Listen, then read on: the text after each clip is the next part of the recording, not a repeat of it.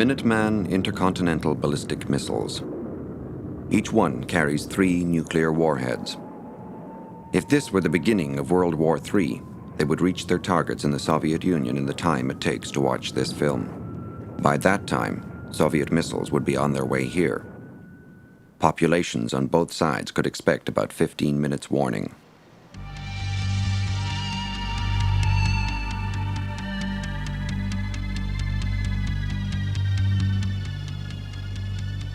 The Soviet Union has enough warheads in its strategic stockpile to strike every community in North America with a population of 2,000 people. The US has considerably more.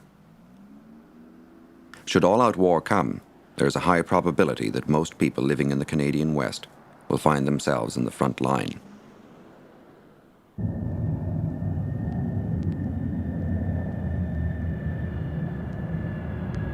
To begin with, any city with jet service is sure to be on someone's target list.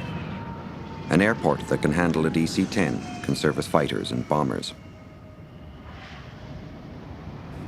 In the event of serious war, every airport on an Air Canada or CP Air timetable would necessarily be a target.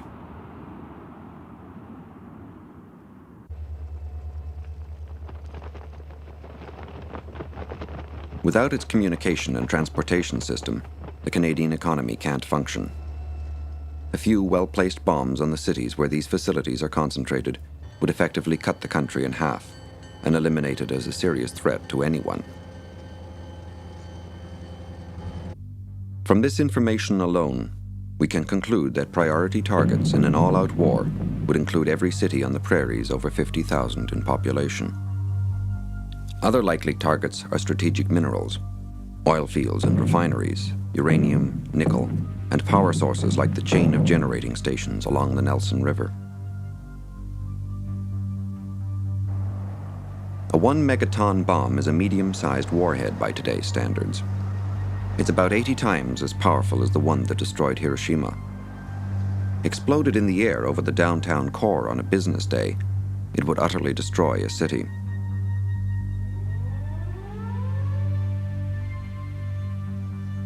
There might be 15 or 20 minutes warning, with no possibility of finding effective shelter. Most people would probably just try to get home, to be with their families. Few would make it.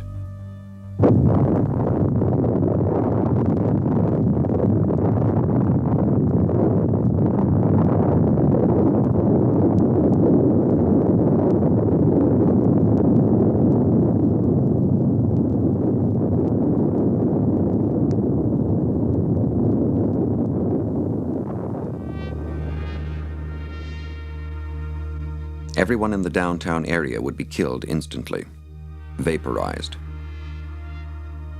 The dust that had been buildings, cars, and people would be sucked up into the mushroom to become fallout. This level of destruction would extend as far as 3 kilometers from the center of the blast. Inner city residential areas would explode in flames. Cars would melt. In the suburbs, paint would burn. Most buildings would be totally destroyed. People would be hurled into the rubble.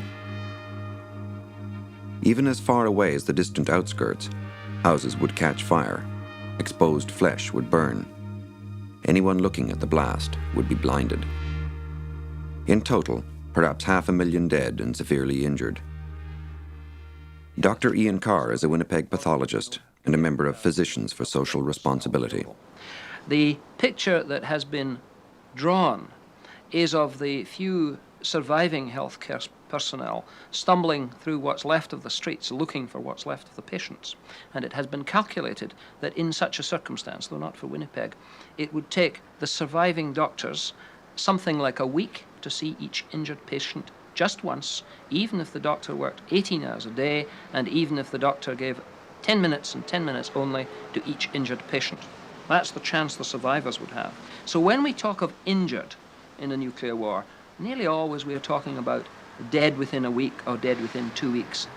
The hospitals, the healthcare facilities will be destroyed. In recent years, NATO's strategy, led by the US, has shifted from all-out mutual destruction to so-called limited nuclear war, a war between military forces in which large population centers would be spared. This is an attractive concept to many because it seems to promise a war fought by other people on battlefields far from home. But for prairie people, nothing could be further from the truth.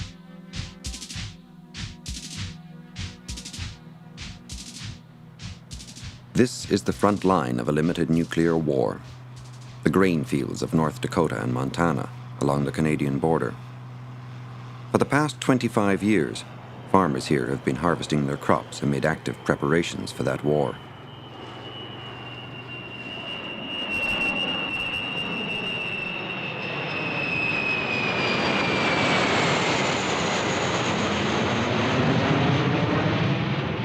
Grand Forks, North Dakota is home to the 319th Strategic Bomb Wing of the U.S. Air Force Strategic Air Command.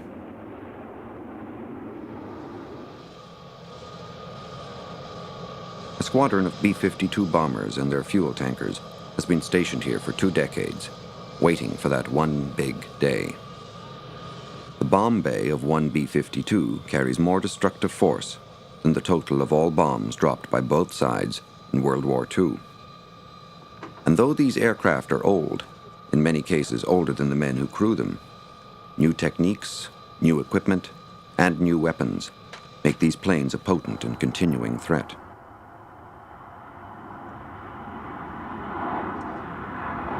There are 4 SAC bases in Montana and North Dakota.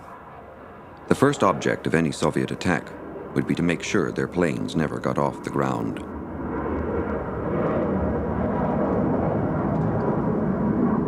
But for people living around here, and for Canadians living a few miles north, these bases are only the beginning of the problem. North Dakota, should it ever declare its independence, would be the 3rd largest nuclear power in the world. Most of that power is hidden in almost invisible underground silos, scattered over thousands of square miles around each base. Each silo contains a Minuteman intercontinental ballistic missile, capable of reaching any target, anywhere in the world, within half an hour of launch. All crews insert launch keys. All crews insert launch keys. Acknowledge down. Out. The men who will launch these missiles go through endless exercises to improve their efficiency and to guard against accident. All crews perform tactical launch checklist. PLCA 07. Unlock 07. Alpha. Bravo. Charlie. PLCA. November, Mike. Command 6. message OPR push button be pressed, illuminated and out. Alpha. Sierra. 6. Alpha. Papa. I say Transmission again. mode rotary switch to cable. We've got 5-9. I agree. ICBMs are the most dangerous and frightening of all nuclear weapons. Once launched, they cannot be recalled or disarmed, and each missile carries 3 separate warheads. Tile. Release. In the nuclear age, a military exchange means an exchange of missiles. These silos, as prime weapons, are also prime targets. Launch in process. 1, 2, 3. We have 6 sorties gone. There are 150 silos located in the Grand Forks missile field. A further 150 are in the area around the Minot base, and a large wing of 200 silos surrounds the Malmstrom Air Force Base near Great Falls, Montana. Each silo must be struck by 2 separate 1-megaton warheads to ensure its destruction. A total of 1,000 H-bombs exploding within a matter of minutes. And because the missiles are so well protected by their steel and concrete covers, the bombs must be exploded on the ground within 100 meters of the silo. This type of explosion creates far more fallout than the mid-air detonations that would be used against cities. In his book, Nuclear Nightmares, Nigel Calder quotes an official U.S. study which predicts that such an attack would cause up to 16.3 million American deaths, plus about 790,000 Canadian deaths, mainly due to fallout over Winnipeg. Frightening though these figures are, Ian Carr feels they may fall far short of reality. I think the first problem is that nobody has ever exploded a 1 megaton bomb at ground level over dry land and followed the fallout. I think the second problem is that nobody has even imagined the effects in terms of air turbulence of the simultaneous explosion of 1,000 megatons over a relatively limited ground area.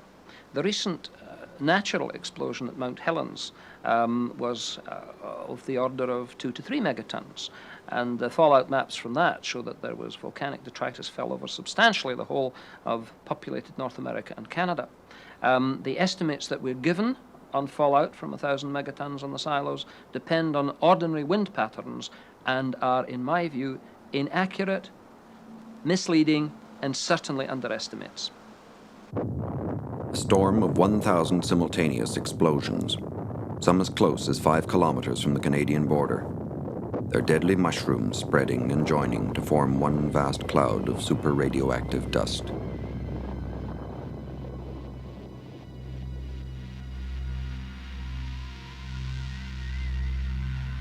If the wind is from the south, Winnipeg, Regina, and even Calgary will begin receiving this fallout within hours. It will take longer to reach Edmonton and Saskatoon, but soon nowhere on the prairies will be safe.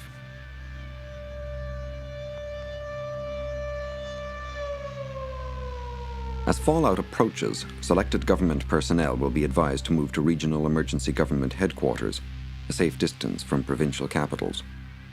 In Manitoba, this means an earth-covered bunker 200 kilometers west of Winnipeg. This bunker is the regional link with the National Warning Office at NORAD headquarters. In emergency, it will become a center of communication and government. It is here that warning of an impending attack will first be received. Captain Pete Whittick is the man responsible for keeping this shelter in readiness. This building is a two-story reinforced concrete building. It's earth-covered and sealed against outside air. In it we have food for the people, sleeping quarters, there's working areas, we have a 5-bed hospital and a cafeteria. The building is totally air-conditioned, and we have emergency backup diesel power. 300 people will converge here. They will find offices waiting and telephones, if they still work, from which they will try to maintain essential services in their region. Water and power sources are inside the shelter. Air is filtered, and contamination is carefully excluded. Sophisticated equipment keeps constant track of radiation and carbon monoxide levels. From a booth inside the shelter, a CBC announcer will broadcast news and instructions. But there is a strong possibility that the broadcasts will never be heard. One of the side effects of nuclear blast is its electromagnetic pulse. Even in the case of a small bomb, this pulse is enough to knock out transmitters and receivers for many miles around. So the people in the towns and cities may be left with virtually no communication as they wait for the fallout to arrive. But where will they wait? How safe can they be? Emergency Planning Canada. A government department charged with coordinating civil defense is Emergency Planning Canada. But emergency planning has a small budget and a tiny staff, and they must plan for peacetime emergencies as well as wartime civil defense. There is really not much they can do. In charge of EPC's Winnipeg office is Bill Willis. Well, I personally believe, and I've been in this business one heck of a long time now, I certainly believe that the tendency is for the individual to seek the shelter in his home, where he has water, there's food, it's a natural congregant spot for his family. It's a place where his relatives would think, Grandma wants to know what's happened to her kids, her grandchildren. I believe it's a discreet thing to do when we don't have a major shelter program that protects all the individuals totally. To help us along, Emergency Planning Canada publishes brochures on family shelter plans. But these are from the 1960s. One is even signed by John Diefenbaker. And today's short warning times are forcing the government to take a new approach. Well, the federal government, in dialogue with the provinces, agreed to have a survey of likely public shelters. And I differentiate between the individual shelter in a home and the public shelter, which is congregate, to select buildings that had certain habitability features and could provide some security from fallout to larger numbers of individuals, people who might be working downtown and because of the sequence of events might not be able to get to their homes or normal places of residence. But office high-rises are not fallout shelters. They can never provide protection anything like the government bunkers. Whether the public shelter program can offer any reassurance is at best questionable. Dr. Ian Carr. I cannot see that it would be possible to provide adequate fallout protection for more than a small percentage of Winnipeggers. Firstly, because I am not clear that there are enough shelter spaces to put all these people in. Secondly, I'm not clear that the filtering and the air conditioning is good enough. Thirdly, I am not clear that there is any possibility of stocking enough food and water to keep these people in these shelters for at least 2 weeks. We're talking of shelter survival for at least 2 weeks. I am not clear that there are any plans for medical care for the sick in such shelters. And finally, I shudder to think of what they will come out to. They will come out to a land polluted with the radiation that they have only temporarily escaped. An environment polluted to the point where everything we handle or eat will need careful washing. But the water itself may be loaded with fallout. And how many of us will have the equipment to tell us what is safe? Radiation is invisible. It can't be tasted, and it has no smell.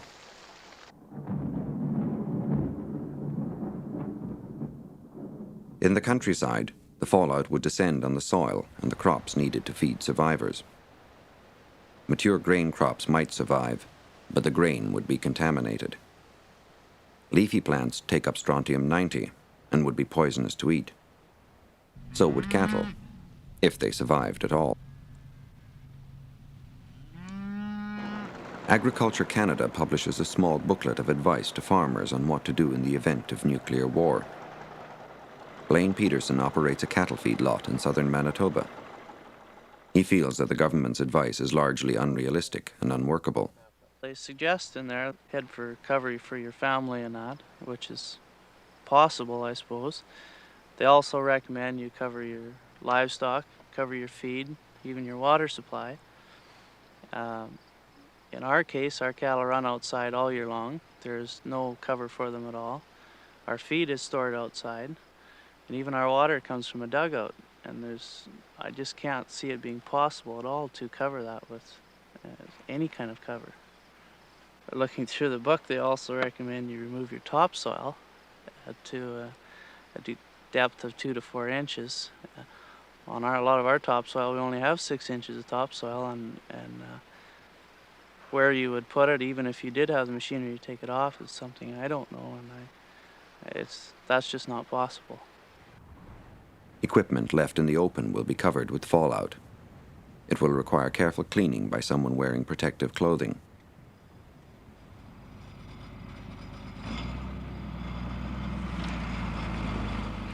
Assuming that such cleaning is done and that fuel is available, the soil will still be full of poison and every puff of dust will be a hazard to the man who creates it.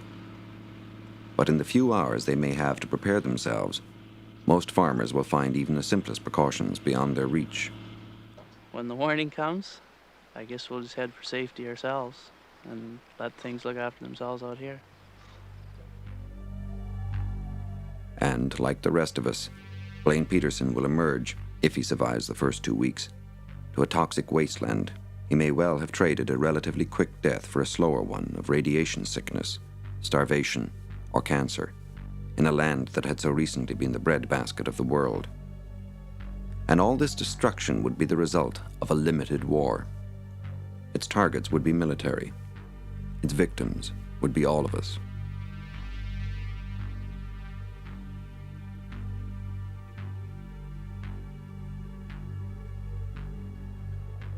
Until now, Canadians have always fought their wars on someone else's soil. There has always been someone else to take the worst of the blows and keep the rest of us from serious harm. It's hard for us to face the terrifying reality that, should the unthinkable happen, it may well happen right here. And that when it does, there will be no place to hide. To go the long distance to provide blast and fallout shelters for 100% of the population would be just into the billions of dollars. And so at all times, the bottom line is to save lives, but at the same time, we have to be realistic and look to the various options we have. And so one of the big options is to have the public understand what they can do for themselves. We agree with that. And in our view, the adequate public information program should emphasize the fact that for the vast majority of urban population in a nuclear war, there will be no survival, there can be no effective civil defense. This does not mean that civil defense against non-nuclear accidents isn't valuable. It is. This does not mean that there are possibilities of isolated nuclear explosions against which we need civil defense. Of course we need it. It does mean that when we talk about civil defense, we must not kid the population that there is possible effective civil defense against major nuclear attack, direct or indirect. There just isn't.